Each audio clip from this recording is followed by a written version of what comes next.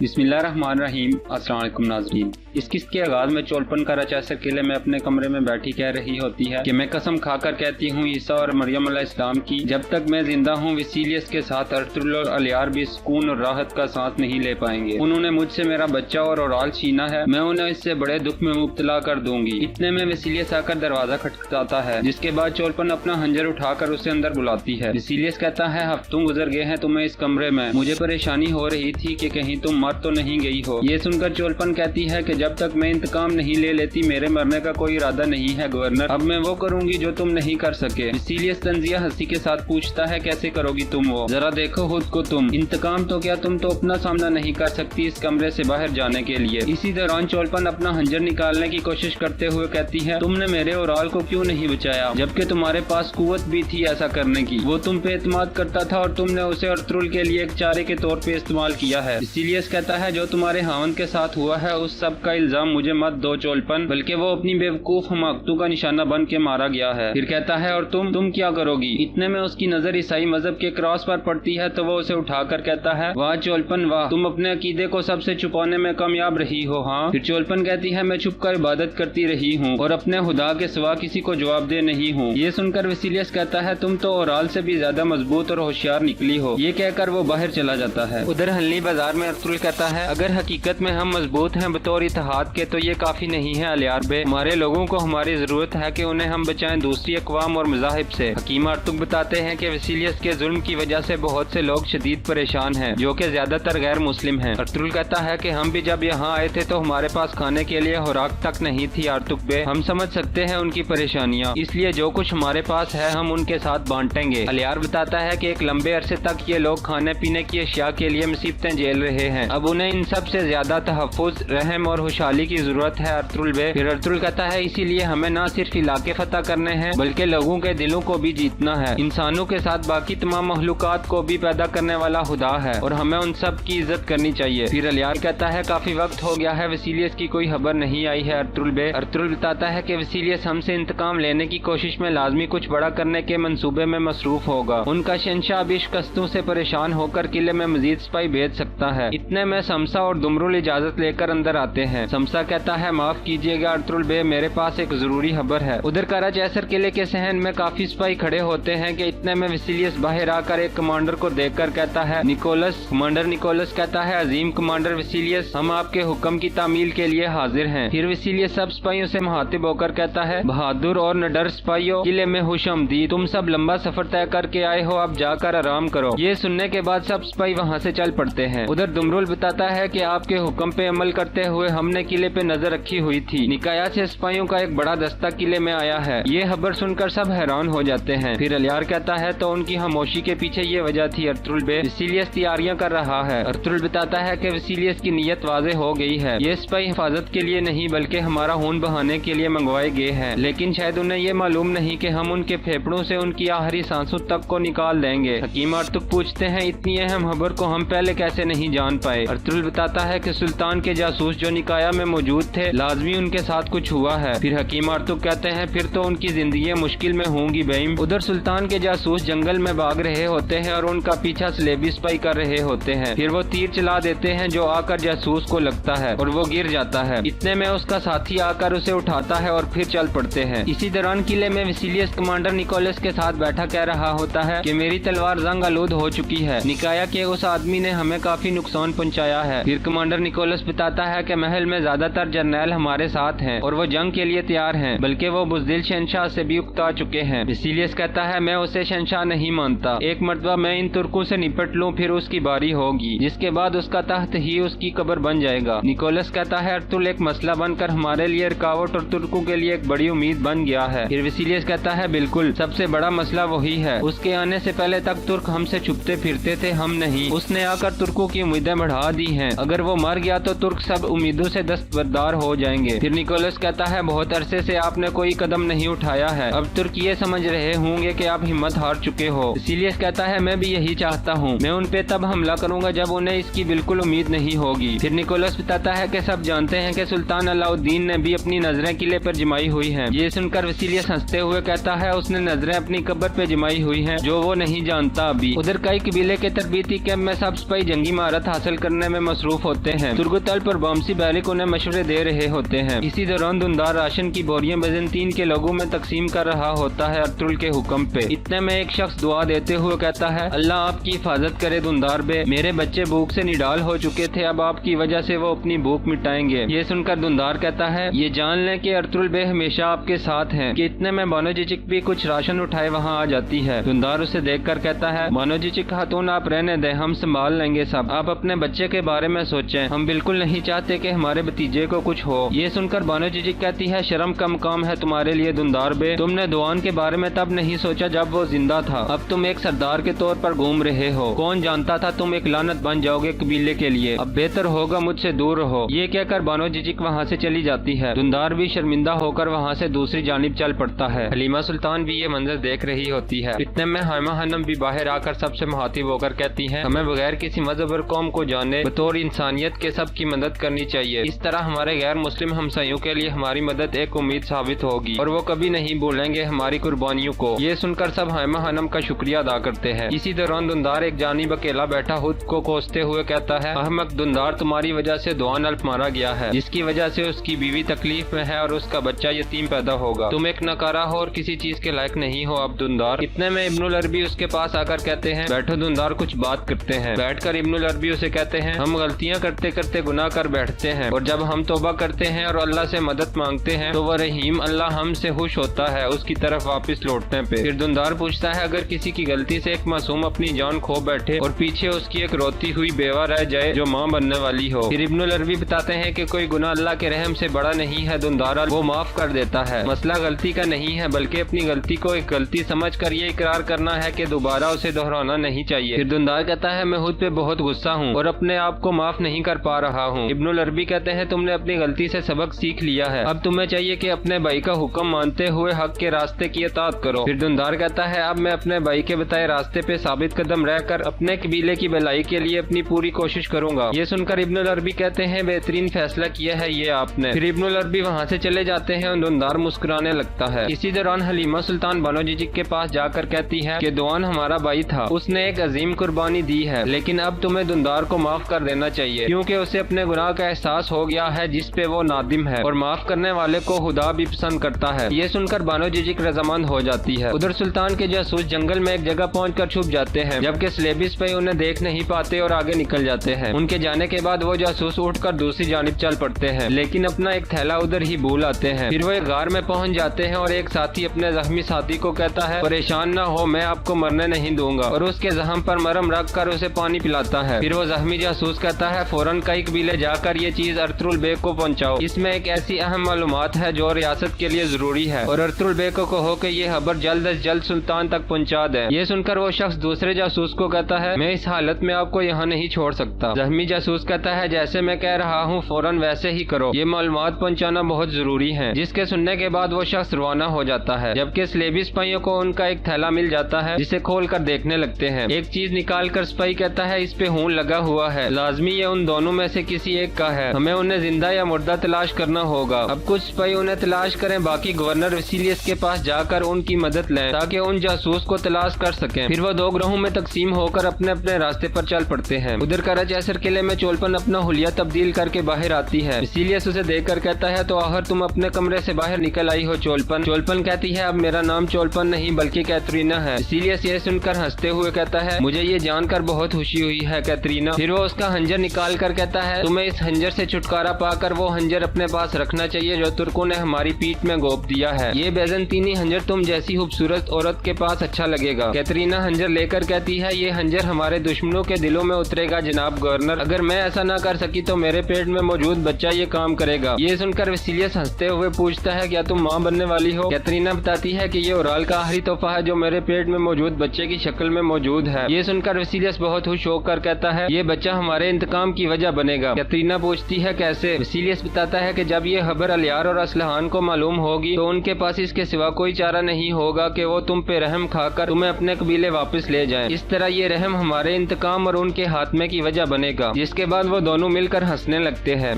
और यहाँ इस किस्त का इख्तिताम हो जाता है।